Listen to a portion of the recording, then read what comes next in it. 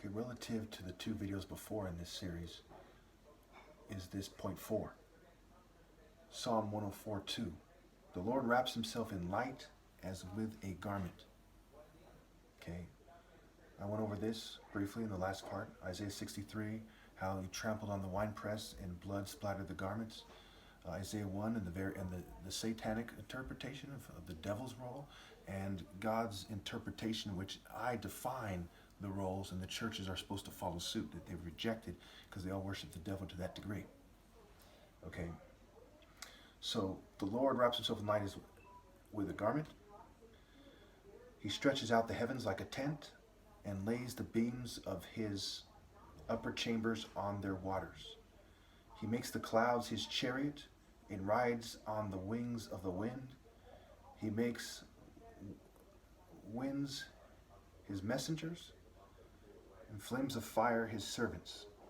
Okay, so we'll go back to the last point when I was talking about Psalm 18, where I said, Psalm 18:10, he mounted the cherubim and flew. He soared on the wings of the wind. He made darkness his covering around him. Okay, so we combine these two scriptures, we get that dark clouds were under his feet, right? In Psalm 18:9, he parted the heavens and came down. Dark clouds were under his feet. So we get dark clouds were under his feet. Okay, and of course, everyone sinks lower. Their families will suffer to the extreme for interfering and trying to make this video confusing, so that pedophiles and their allies could rape people and everyone can go to hell and lead their children into hell. Okay, so anyway, so dark clouds are under his feet, and clouds are his chariots. This is Psalm 18 and Psalm 104 compared. So clouds, dark clouds are under his feet, and clouds are his chariot. Okay, the wings of the wind is what he's riding on. So times 2. So again, the sun and the fire are the core of God's Spirit. Okay, and the wind, okay, is what he's riding on. If you have any questions, put in the comments. Okay, there's no mercy in the afterlife for people playing stupid, saying, I don't know what he means, okay? So the Spirit of God, right? The prophets are but wind. Why? Because they don't have the Spirit of God in them, okay? So the wind, when God comes, is the good wind that marshals for God and kills the wicked, spiritually and otherwise, okay? In this case, mostly spiritually, okay? And the scorching heat, okay, that comes in Jeremiah 4, this is spoken about in Jeremiah 4. The scorching wind, okay, has the fire of God in it. Okay, this is key. So again, darkness is the clouds under his feet, and his clouds are his chariot. And the earth is the footstool. Okay, so beneath him, and he's riding on it, and he's trampling it. Okay? And the wings of the wind are blowing. And this is part of why I hate the Bible. Okay, I know how I would say it, and this garbage is not how I would say it. Okay, this is some homosexual scribe garbage that I have no respect for whatsoever. Okay, and it's allowed a bunch of gay guys and white supremacists and racist Jews to fume me and harass me and make it harder for me to articulate. If you think this works in their favor, or that they should look at this as if it works in their favor, you're out of your fucking mind. I can't imagine that someone that dumb. Okay, Proverbs 25. Now we get to the negative comparisons. Proverbs 25:23. Like a north wind that brings unexpected rain, is a sly tongue which provokes a horrified look. Okay? Like a north wind that brings unexpected rain is a sly tongue which provokes a horrified look. Again, when you see the devil is not in God's order. He's not in God's spirit. But what he's doing is God's allowing him to punish people and the people on this earth to test people and abuse them for being outside the divine order.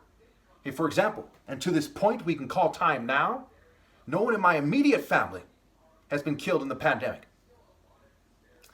2,000 people a day in this country die in the pandemic. Why is that? We can call time now. They try to kill someone in my family now. It's too late for that. The point has already been made. Okay? Because you people who don't have the armor of God are crying like, bitch, why me? And when you stub your toes, so to speak, much less when someone dies in your family. But you see me manning up in the face of adversity with no one on my side. Okay? There's no other way to look at it. You people are fucking dumb for not obeying me.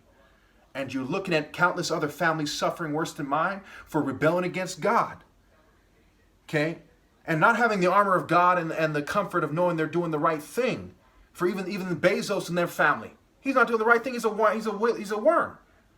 So you're looking at betas and betas suffering everywhere you look. And you're like, I'll do it that way, like a fucking idiot. Okay? So, again, like a north wind that brings unexpected rain is a sly tongue which provokes a horrified look. So right now there's many people in their own ways, people trying to keep straight faces, spiritually and otherwise communicating horrified looks. Okay? And the wind that doesn't have God's spirit is kicking their ass. Because they didn't put on the armor of God in the divine order. I'm not talking about your psychology church bitch. Okay? And they didn't do the right thing. They weren't in the divine order. Proverbs 27:15. A quarrelsome wife is like the dripping of a leaky roof in a rainstorm. Again, a negative comparison to the storm. The storm includes all that. It is me in my glory, which even sabotage, right? Jesus is depicted more often than not on the cross, sabotaged and sometimes mocked with a crown of thorns, which is a form of mocking on his head, and on many, many versions of the depiction. Sometimes it's just a cross. Because you can be in your glory and be sabotaged. And every gold digger and every American attractive female needs that to be said to them why they're being fucking flogged. Because they don't get it. I'm not saying go out and flog them. But I am saying if it was legal, I'd have them flogged fucking thoroughly. And imprisoned for life. There's no excuse for the kind of cowardice I've seen from attractive women. The kind of patheticness. In society at large. But I ordered them first and foremost, you attractive women, rally and present yourself to me in complete submission and speak with your mouth literally and say you submit and submit. First and foremost. Jeremiah 5:13. The prophets are but wind and the word is not in them. The prophets are but wind. They're false prophets. They're prophets of Baal, like in Kings. Okay, the prophets of Baal that had be called out like the bitches they are.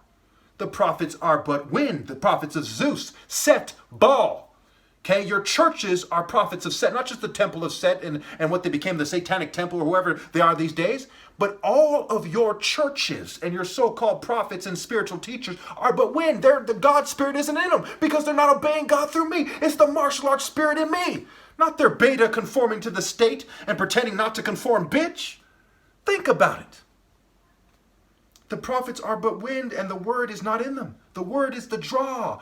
In the beginning, before the Bible was written, was the word. You call their Luciferian fairy heel-clicking spirits the spirit of God?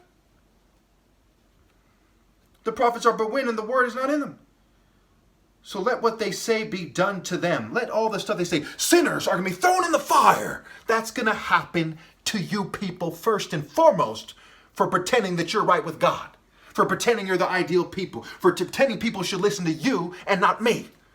Fucking idiots. Going down to verse 16. The Lord called you a thriving olive tree. This is talking about something else. Okay, the Lord called you a thriving olive tree. And we see in Revelation 11, the two witnesses are called lampstands and olive trees. There's all kinds of these comparisons in the Bible. It is insane to not know that I'm Christ if you're this far in the cloud series.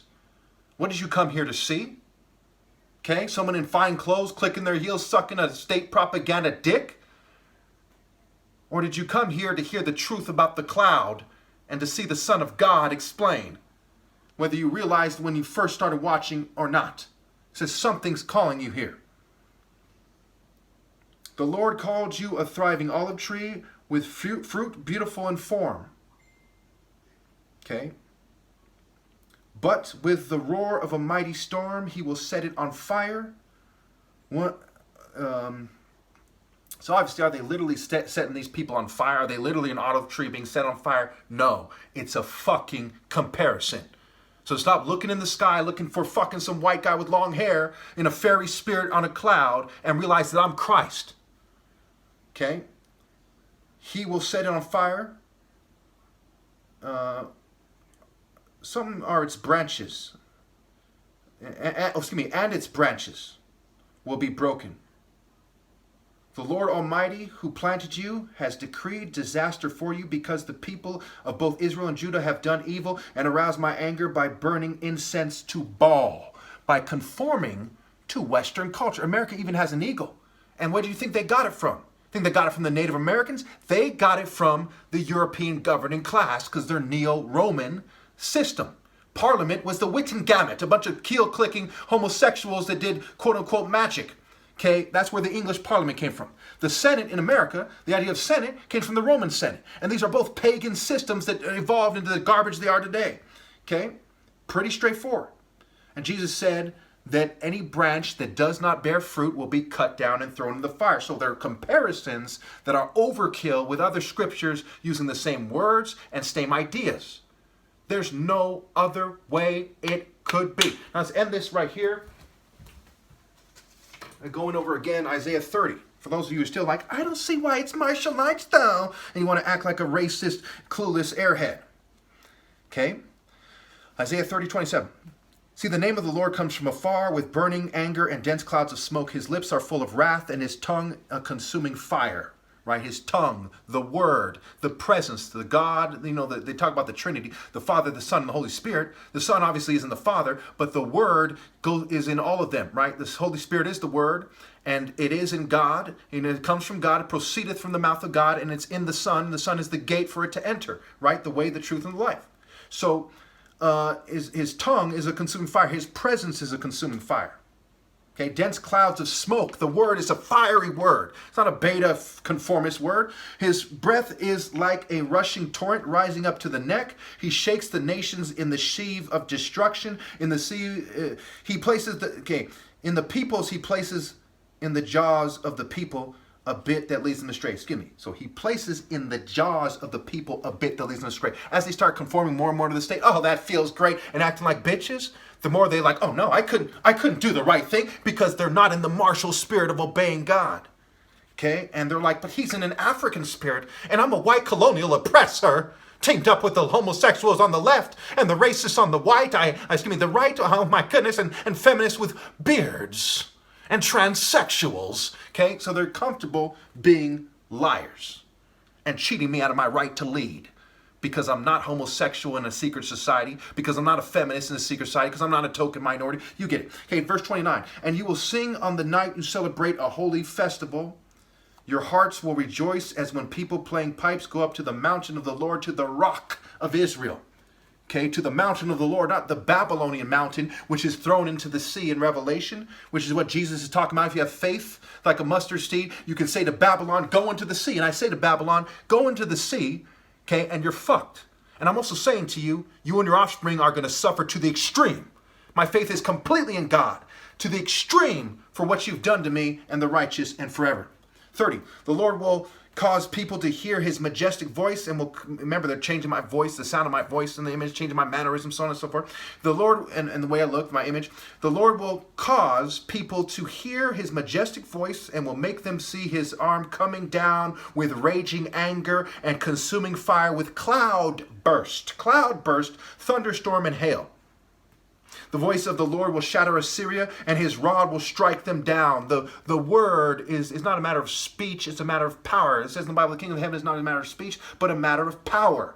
Okay, so the power of the Lord, the actions which speak louder than the words of the Lord, the voice of his actions will shatter Assyria, and the rod, right? He's not literally holding a rod. Okay, it is what the rod symbolizes will strike them down. It's the essence of the Royal African Falcon, top martial artist, pure masculine, morally precise, universal pinpoint and moral precision, focus, moral intensity, moral might, moral masculinity, etc., striking them down. Moral, mental, spiritual, and romantic might are the same thing.